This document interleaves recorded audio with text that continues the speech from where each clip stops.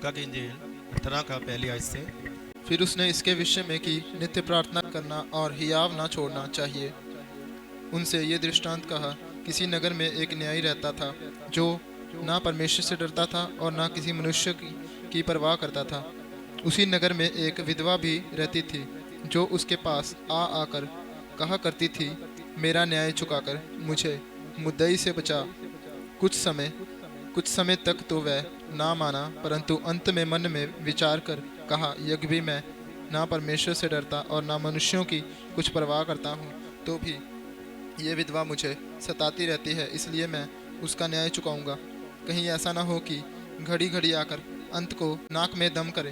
प्रभु ने कहा, सुनो, ये अधर्मी न्यायी क्या कहता है। इसलिए क्या परमेश्वर अपने चुने हुओं का न्याय ना चुकाएगा, जो रात दिन उसकी दुहाई देते रहते हैं?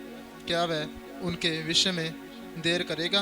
मैं तुमसे कहता हूँ, वह तुरंत उनका न्याय चुकाएगा। तो भी मनुष्य का पुत्र जब आएगा तो क्या वह पृथ्वी पर विश्वास पाएगा? हालेलुया।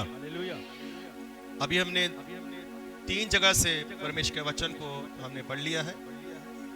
पहला हमने पढ़ा है प्रेरितों के काम 2 उसका 42 वचन, जिसमें लिखा गया है 4 कामों के विषय में कि वह लोग लगातार प्रेरितों से शिक्षा पाने, संगति करने, रोटी तोड़ने और प्रार्थना करने में लगे रहे। वह लोग कौन?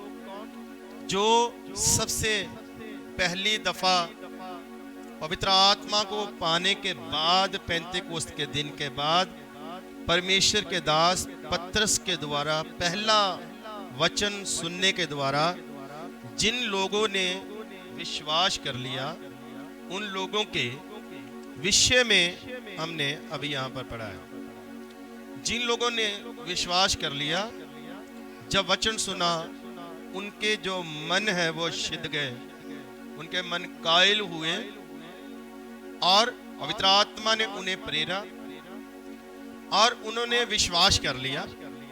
और विश्वास करके वो कहने लगे, हे भाइयों, अब हम क्या करें? हे भाइयों, अब हम क्या करें? तो परमेश्वर के दासों ने, प्रेरितों ने उनको कुछ बातें सिखाई जो आज हम सबको भी सीखना चाहिए। सबसे पहले तो उन्होंने कहा कि तुम लोग बपतिस्मा लो। क्या ले लो? बपतिस्मा लो। पहला काम तो यही करना है। और बपतिस्मा लेने से पहले अपने पापों को मानकर, माफी मांगकर, पश्चाताप करके छोड़ देना है। बपतिस्मा से पहले, पानी में जाने से पहले, बपतिस्मा से पहले पश्चाताप होता है। पश्चाताप करना है, उसके बाद बपतिस्मा लेना है। तो उन्होंने क्या किया? उन्होंने पश्चाताप भी कर लिया, उन्होंने बपतिस्मा भी ले लिया। अब कुछ और बातें उनको सिखाया गया, जिसको बाइबल में बेसिक शिक्षाएं बोला जाता है। बेसिक बातें, बेसिक मतलब मुढ़ली बातें, या सबसे पहले की जो बातें हैं उसके विषय में यहाँ पर आज्ञा दी गई। तो ध्यान से सुनिएगा आप लोग। 4 काम उन्हें बताया गया। सब लोग कितने काम? ऐसे करो, कितने काम? 4 काम। ऐसे करोगे तो आपको याद रहेगा। 4 कामों के विषय में शिक्षा दी गई। पश्चाताप करके, बपतिस्मा लेने के बाद क्या करना है। हालेलुया। और ये 4 काम कौन से हैं? प्रेरितों से शिक्षा पाना, प्रेरितों से शिक्षा पाना। प्रचार सुनना अलग बात है, सीखना अलग बात है। हालेलुया। कई बार सुनते हैं, समझ नहीं आता है, चले जाते हैं, फिर आते हैं, फिर सुनते हैं, फिर समझ नहीं आता है, फिर चले जाते हैं। और जो समझ नहीं आएगा वो भूल भी जाएगा। जो समझ नहीं आएगा, दिमाग में नहीं पड़ा, वो भूल गया। तो ऐसा कई बार हम लोग करते रहते हैं। लेकिन चाहिए क्या कि जो हम सुना, अगर हमें समझ नहीं आया तो उसको प्रेरितों से, अगुओं से बैठकर उसके विषय में सीखना। हालेलुया। सिर्फ एतबार का प्रचार सुनकर आप लोग सीख नहीं सकते हो। हालेलुया। उसके लिए दो काम करने पड़ेंगे, या तो अलग से जाना पड़ेगा या फिर अपने घर में बुलाकर सीखना पड़ेगा, या अलग बाइबल टीचिंग लेने के लिए बाइबल क्लास लेना पड़ेगा। हालेलुया। बाइबल कहती है कि ज्ञान के बिना मेरी प्रजा नाश होती है। कैसे नाश होती है? ज्ञान के बिना। ज्ञान नहीं होगा तो हम लोग गुनाह करेंगे। ज्ञान क्या है? कौन सा काम करना है, कौन सा काम नहीं करना है, कहां पर जाना है, कहां पर नहीं जाना, क्या खाना है और क्या नहीं खाना। विधियां और नियम, जो भी विधियां और नियम हमें बाइबल में दिए जाते हैं, उसको सीखना, याद रखना और फिर उस पर चलना। कहीं ऐसा ना हो कि बिना सीखे, बिना ज्ञान हासिल किए शैतान के चंगुल में फंस जाएं। हालेलुया। प्रेरितों से शिक्षा पाना और संगति करना। और क्या करना? संगति करना। आप लोग अभी क्या कर रहे हो? सब ऊंचा बोलो, क्या कर रहे हो? क्या करने आए हो? संगति करने। किसके साथ? एक दूसरे के साथ और खुदा के साथ। संगति किसके साथ करते हैं? संतों की संगति करते हैं, सेवकों की संगति करते हैं, कलीसिया के साथ संगति करते हैं और सब मिलके खुदा के साथ संगति करते हैं। हालेलुया। हालेलुया। संगति का मतलब क्या है? मेल मिलाप करना। क्या करना है?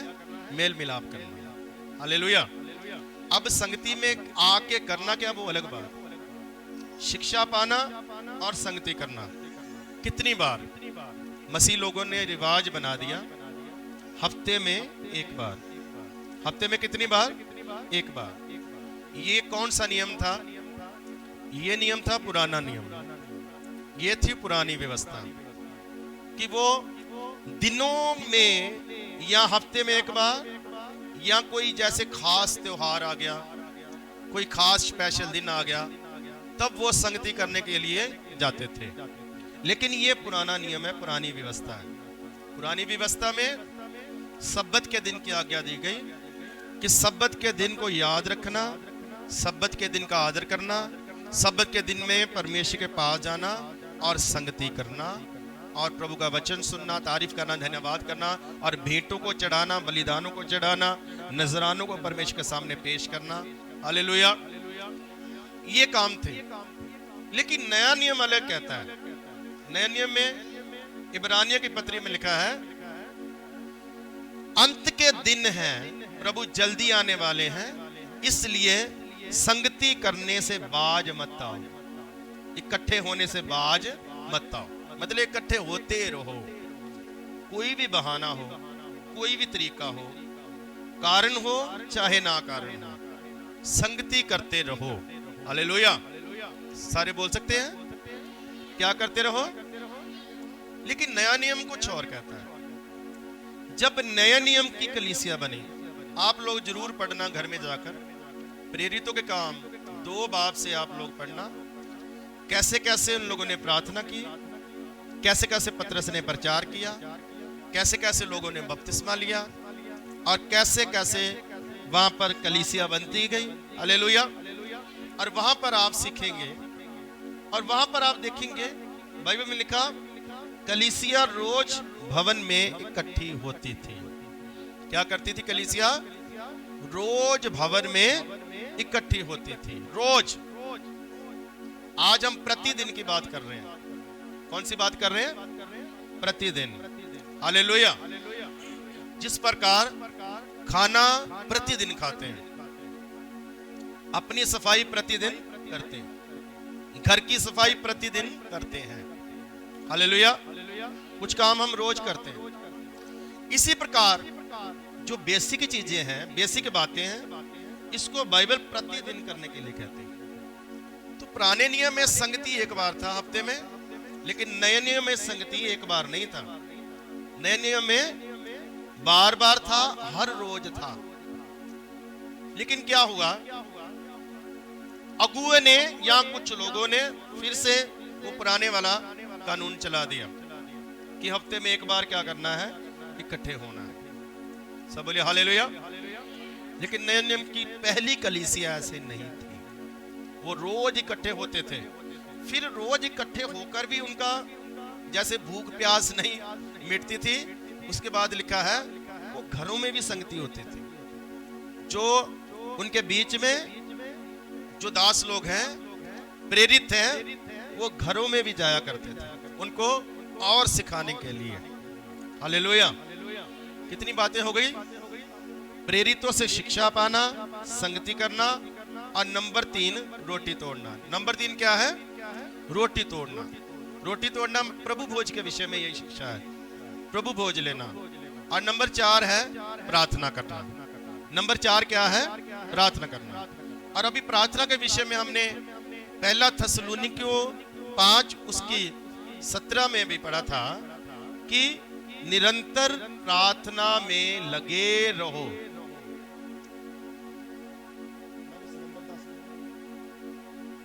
हालेलुया। निरंतर प्रार्थना में लगे रहो। निरंतर का मतलब होता है जिसमें कोई अंतर नहीं होना चाहिए, निरंतर। हालेलुया।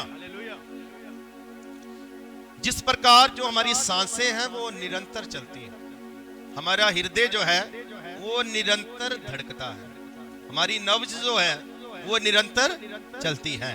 हालेलुया। इसी प्रकार आत्मिक जिंदगी, आत्मिक नब्ज चलती रहे, आत्मिक हृदय धड़कता रहे, आत्मिक जिंदगी में आगे बढ़ते रहे, जीवित रहे, तो उसके लिए क्या करना है, हमें निरंतर प्रार्थना में लगे रहना है। हालेलुया। क्या करना है, निरंतर प्रार्थना में लगे रहना है। अभी हमने बाइबल में से एक स्टोरी को पढ़ा है, एक कहानी को हमने पढ़ा है। इस कहानी के ऊपर थोड़ी देर विचार करेंगे, आप ध्यान से सुनना। हालेलुया। कहानी क्या पढ़ा, एक दृष्टांत है। यह दृष्टांत किसने दिया, प्रभु यीशु मसीह ने। मतलब दृष्टांत क्या होता, कुछ बातों को भेद में कहना, कुछ बातों को भेद में कहना और फिर उसके विषय में समझाना। हालेलुया।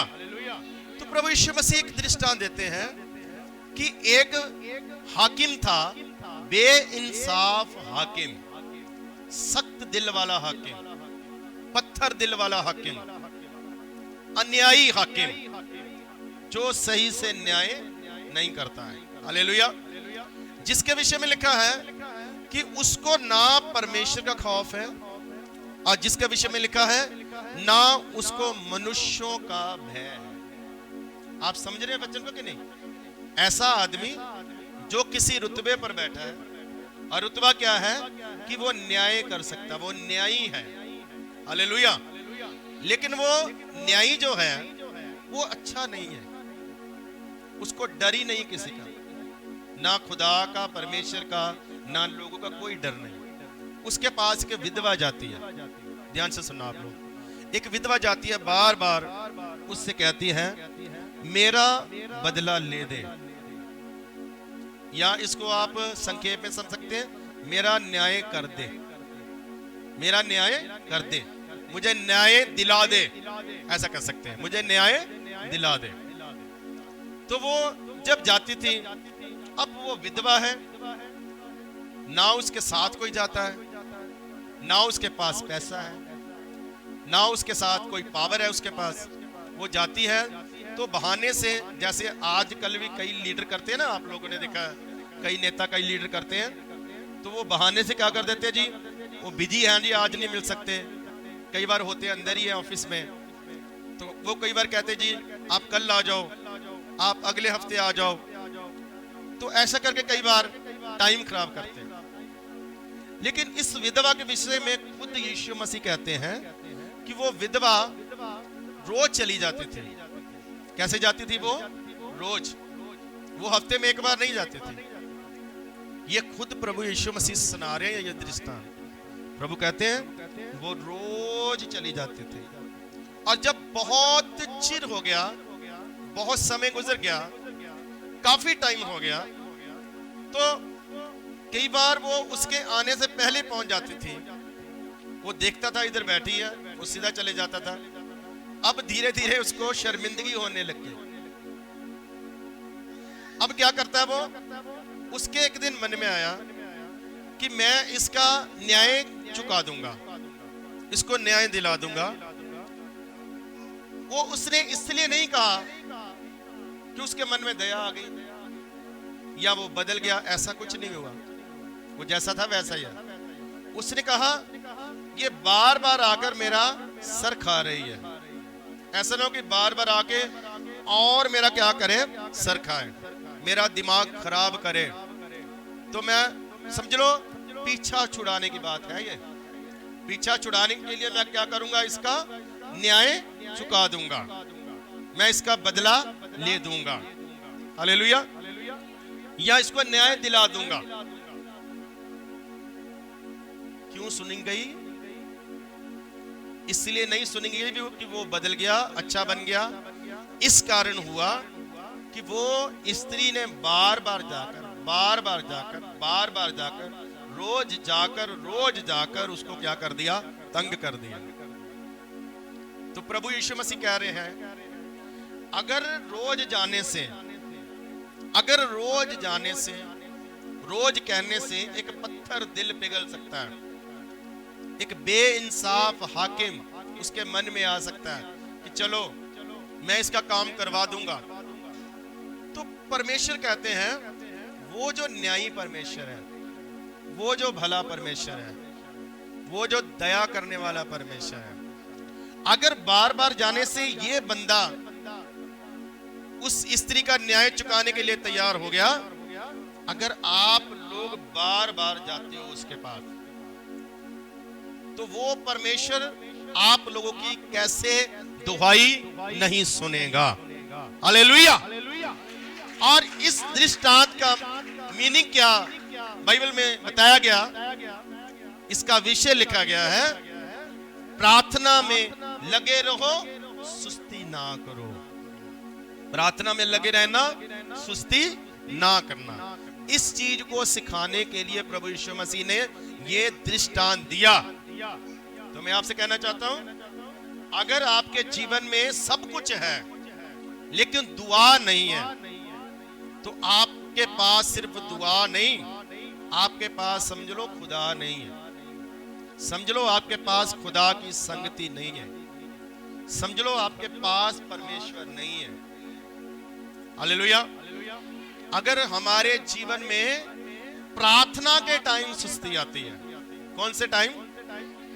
हम काम करने के लिए सुबह 6 बजे उठ जाते हैं, काम करने के लिए हम कई बार रात भी लगा देते हैं, घर के काम करने के लिए 8-10 घंटे हम गर्मी में भी और सर्दी में भी करते रहते हैं काम, लेकिन दुआ में सबसे कम समय गुजारते हैं, उसकी उपस्थिति में सबसे कम जाते हैं। क्यों अटैक होते हैं? बीमारियां, परेशानियां, समस्याएं, मुश्किलें, उलझने या फाइनेंशियली प्रॉब्लम्स, काम की तंगियां, प्रॉब्लम्स क्यों आती है? ये शैतान के अटैक होते हैं। अटैक इसलिए होते हैं क्योंकि दुआ जो है, प्रार्थना जो है, वो शक्ति है, हालेलुया। एक सवाल पूछता हूं, आप लोग एक दिन में 2 या 3 बार खाना खाते हैं? चलो 2 तो है ही है, 3 ना भी सही, 2 बार तो खाते ही। उसके बाद भी बीच में कुछ चाय बिस्किट या कुछ और चीजें, कुछ नींबू पानी, कोल्ड ड्रिंक, लस्सी, ऐसी चीजें, कई बार कुछ चीजें खाने के बाद भी हम लोग लेते हैं शरीर के लिए, हालेलुया। मैं आपसे पूछना चाहता हूं, अगर आप संडे के संडे खाना खाओ, आज से क्या करना आपको? संडे के संडे खाना खाना है, एतवार के दिन ही बस चाय पीना, एतवार के दिन ही खाना खाना, पूरा हफ्ता खाना नहीं खाना है, पूरा हफ्ता चाय नहीं पीना, पूरा हफ्ता पानी नहीं पीना, पूरा हफ्ता आपको क्या करना है? संडे का, इधर ध्यान दो मेरे यहाँ, हालेलुया। एनु पीछे ला जा, सारा बचन तो वो सुनाई जाता भी मैं तो फिर एवं लगा है। हालेलुया। सो मैं क्या बता रहा हूं कि अगर आप लोग हफ्ते में एक बार खाना खाओगे तो क्या आप सोमवार, मंगलवार, बुधवार, वीरवार, शुक्रवार, शनिवार काम कर पाओगे? शायद एक हफ्ता निकाल लो, शायद एतबार खा के शायद आप क्या कर लो, एक हफ्ता मुश्किल से निकाल लो, लेकिन उसके अगले हफ्ते बुरा हाल हो जाएगा। हम लोग अपने शरीर को तंदुरुस्त रखने के लिए, शरीर को ताकत देने के लिए, शरीर के साथ काम करने के लिए हम रोज खाना खाते हैं। हालेलुया। और जरूरी भी है, खाना जरूरी है, खाएंगे तो काम करेंगे ना, लेकिन अगर खाएंगे नहीं तो काम कैसे करेंगे? सेम बात आपको बताना चाहता हूं। आप हफ्ते में एक बार संगति करके, हफ्ते में एक बार 2 घंटे की दुआ करके आप लोग कैसे कामयाब हो सकते हो? आप लोग कैसे शैतान का सामना कर सकते हो? आप मुसीबतों का सामना कैसे कर सकते हो? मुसीबतें छोड़ो, पाप का सामना कैसे करोगे? शैतान कोई ना कोई पाप फेंकेगा, कोई ना कोई दिमाग में गंदा विचार डालेगा, कोई ना कोई ठोकर लगवाएगा, कुछ ना कुछ बुरी बातें हमारे दिमाग में डालेगा। पाप से कैसे बचोगे? बिना प्रार्थना के पाप से नहीं बच सकते।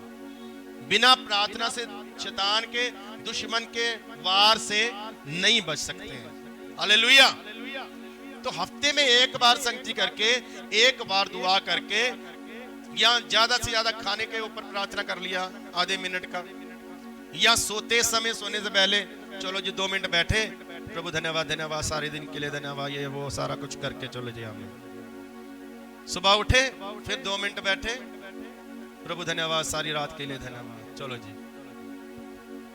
2-4 मिनट की प्रार्थना सुबह, 2-4 मिनट की रात को, उसके बाद फिर एतबार आ जाएगा, उसमें थोड़ा सा प्रार्थना किया, थोड़ा सा ध्यान भटका, थोड़ा सा किया, फिर ध्यान भटका, थोड़ा सा किया, फिर ध्यान भटका, पूरी तरह आत्मा में आए नहीं तो कामयाबी नहीं होगी। हालेलुया। जिस प्रकार मेहनत करने से आपको, शारीरिक मेहनत करने से शारीरिक फल मिलता है, शारीरिक पैसा मिलता है, इसी प्रकार आत्मिक मेहनत करने से आत्मिक फल मिलता है। हालेलुया। तो प्रभु ने कहा, यहां एक शब्द बोला प्रभु ने कि प्रभु उन लोगों की क्यों नहीं सुनेगा जो दिन रात उसकी दुहाई देते हैं। इस शब्द पर गौर किया आपने? किया गौर के नहीं? प्रभु ने कहा जो दिन रात उसकी क्या करते हैं। इसका मतलब प्रभु दिन रात प्रार्थना करने के विषय में बोल रहा है। प्रभु यीशु मसीह रात को परमेश्वर की उपस्थिति में बैठते थे, दिन को प्रचार करते थे। यही चीजें शागिर्दों को सिखाया। हालेलुया। यही काम आगे वाली कलीसिया को सिखाया, दिन रात प्रार्थना करना। हालेलुया। लेकिन हम लोग दिन रात क्या, जो रूटीन की प्रार्थना वो भी हम लोग नहीं करते। हालेलुया। बाइबल में एक व्यक्ति है जो दिन में 3 बार प्रार्थना करता है, जिसका नाम है दानियल। वो बेला बंदा नहीं है, इस संसार में सबसे ज्यादा बिजी बंदा था वो उस समय। हालेलुया। क्योंकि वो एक ऐसी पोस्ट पर था जहां पर कभी बंदा फ्री हो ही नहीं सकता है, ऐसी पोस्ट पर था। हालेलुया। उसकी नौकरी जो राजा है उसके दरबार में थी, वो 3रे दर्जे का व्यक्ति था राज्य में, दानियल। हालेलुया। हम कई बार कहते हैं जी टाइम नहीं है जी, हम बिजी है जी, लेकिन ये बंदा बिजी होने के बाद भी 3 बार प्रार्थना करता। तो एक बार उसके जीवन में एक मुश्किल आई, कुछ ऐसी घटना घटी, उसके विरोधियों ने ऐसा जाल बिछाया कि उसको राजे के साइन के द्वारा, मोहर के द्वारा शेरों के, भूखे शेरों के आगे डाल दिया गया। शेरों के वो भी कौन से? भूखे। वो भी 1 नहीं 2 नहीं, कितने शेर, जिसका दरवाजा भी बंद हो, गुफा का दरवाजा भी क्या हो गया? बंद हो गया। सुबह क्या निकलेगा अंदर से? मेरे ख्याल से सुबह कुछ छोटी मोटी हड्डी बचनी चाहिए, हड्डियां भी चबा जाएंगे मेरे ख्याल से। लेकिन दानियल को सुबह राजा आवाज देता है। एक बात कभी आपने गौर किया कि जब दानियल को फेंका गया अंदर से एक भी आवाज नहीं आई, ओ बचा लो बचा लो बचा लो, कड्डो मैनू किथे पे। बाइबल लिखा है ऐसी कोई आवाज आई नहीं। हालेलुया। कोई मिन्नत की, कोई तरले की, अंदर से कोई आवाज नहीं। सब बोलिए हालेलुया। सुबह राजा डरते डरते आवाज दे रहा है दरवाजे पर, कांपता हुआ, उसकी आवाज भी नहीं निकल रही है। दानियल क्या तू है? तो अंदर से डरती आवाज नहीं आई, गड़कती शेरों की दहाड़ की आवाज है दानियल की। हालेलुया। वो कहता राजा चिंता मत कर, मैं जीवित हूं। हालेलुया। मैं जीवित क्यों हूं? क्योंकि मेरे परमेश्वर ने अपने दूतों को भेजकर शेरों के मुंह को बंद कर दिया। हालेलुया। आप बताओ शेरों के मुंह बंद क्यों हुए? आप बताओ कि दूत क्यों आए? आप बताओ कि चिंता की आवाजें क्यों नहीं आ रही? आप बताओ कि रोने की आवाज क्यों नहीं आ रही है? आप बताओ कि बाहर लोगों को, राज्य को दुहाई की आवाज दानियल की क्यों नहीं आ रही है? शेरों के जैसे गड़कती हुई आवाज आ रही है अंदर से। मेरे परमेश्वर ने मुझे बचाया। हालेलुया। क्योंकि इसके बैक में है कुछ, इसके झोले में ना कुछ जमा है। हालेलुया। इसके अकाउंट में कुछ जमा है, इसके खाते में कुछ जमा किया गया है। हालेलुया। क्या है वो? प्रार्थना है। क्या है आपके अकाउंट में कि नहीं? पैसा तो होगा अकाउंट में शायद, लेकिन दुआएं भी हैं अकाउंट में कि नहीं? अगर तो दुआएं हैं तो ये दुनियावी अकाउंट भी भर जाएंगे। हालेलुया। लेकिन अगर नहीं है तो वो खाली भी हो सकते हैं। साफ बता रहा हूं, क्योंकि वो एक छीनने वाला है। क्या करता वो? छीनता। अगर आपके अकाउंट में जमा है कुछ दुआएं, तो शेर मतलब मुसीबत, परेशानी, समस्या, बीमारी, उस समय आप जय जयकार करते हुए मुसीबत से बाहर आएंगे। हालेलुया। डरी हुई आवाज के साथ नहीं, क्योंकि आपने पीछे दुआएं की है। हालेलुया। ये काम अपने जीवन में सबसे ज्यादा करो। दिन रात की बात कर रहा है। हालेलुया।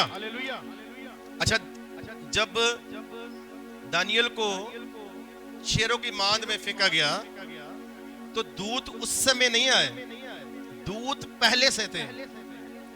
दूत कब थे आए? पहले से। इसलिए शेरों ने मुंह नहीं लगाया। उसने पहले चुप करके बिठा दिया, ओए मेरा बंदा आ रहा है, इधर बैठ जाओ, अपने मुंह पर क्या कर लो? उंगली रख लो।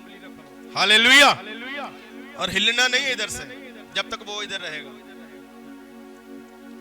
आपके मुसीबत में जाने से पहले खुदाबंद आ जाएगा उधर, अपने दूतों को भेज देगा, हल को भेज देगा आपके मुश्किल में जाने से पहले।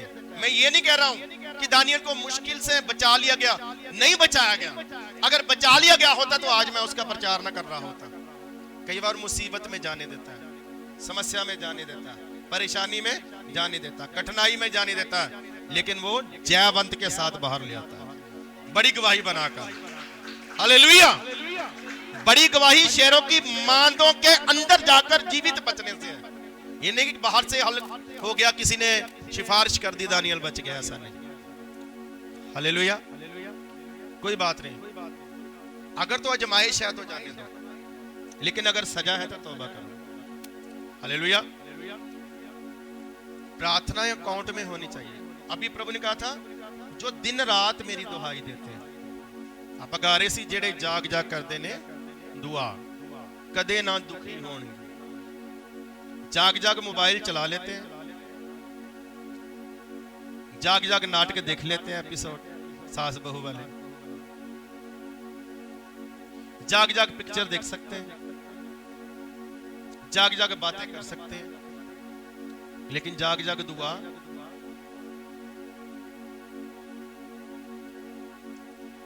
हालेलुया।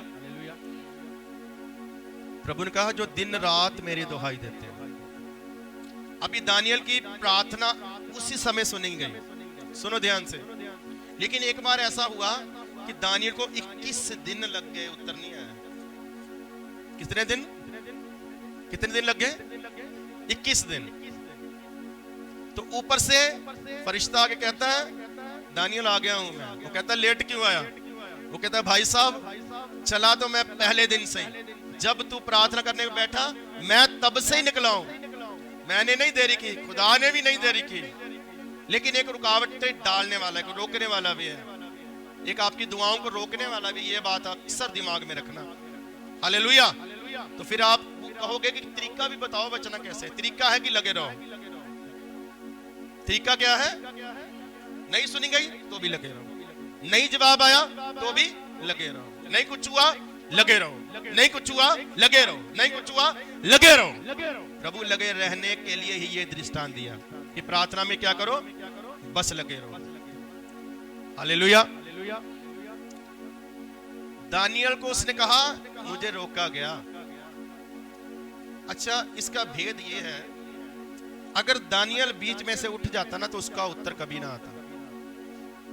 फरिश्ता युद्ध करके, पता क्यों आ गया? क्योंकि वो नीचे युद्ध कर रहा था। दुआ में युद्ध करो आप। हालेलुया। प्रार्थना एक लड़ाई है। प्रार्थना क्या है? एक लड़ाई है। हालेलुया। युद्ध है ये। सबसे कठिन कहां पर बैठना है? दुआ में। चाहे आप अच्छे से बेड पर बिस्तर पर क्यों ना हो, लेकिन सबसे कठिन दुआ में बैठना है। लेकिन अगर कोई यहां बैठ गया, हालेलुया, तो वो बंदा सफल है। हालेलुया। दानियल नीचे बैठा है, लगा है, वेट कर रहा है, उठा नहीं वो, इसलिए उत्तर आ गया।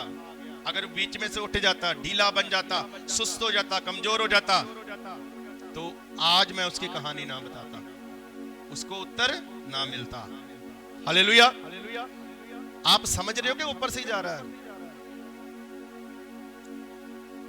मैं ये बता रहा हूं कि दुआ में लगे रहो, सुस्ती ना करो। कितनी? अनलिमिटेड। कितनी दुआ करनी है? अनलिमिटेड। मैं नहीं कहूंगा 2 घंटे 20 मिनट करो, 2 घंटे 40 मिनट करो। हालेलुया।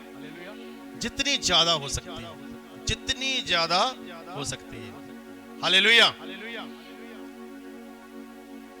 जितना ज्यादा बैठ सकते हैं, जितना ज्यादा दीन बन सकते हैं, आप प्रार्थना करते जाओ, अपने अकाउंट को भर लो। हालेलुया। प्रार्थना का अकाउंट कभी खाली ना रहे, ये भरा रहना चाहिए।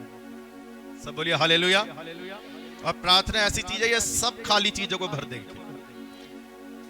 सब खाली चीजों को, खाली जेबों को, खाली बर्तनों को प्रार्थना क्या कर देगी? भर देगी। ऐसी ताकत, ऐसी पावर है दुआ में। हालेलुया। दुआ में लगे रहो, परमेश्वर ऐसी सामर्थ देगा, सब परमेश्वर ठीक कर देगा। आंखें बंद।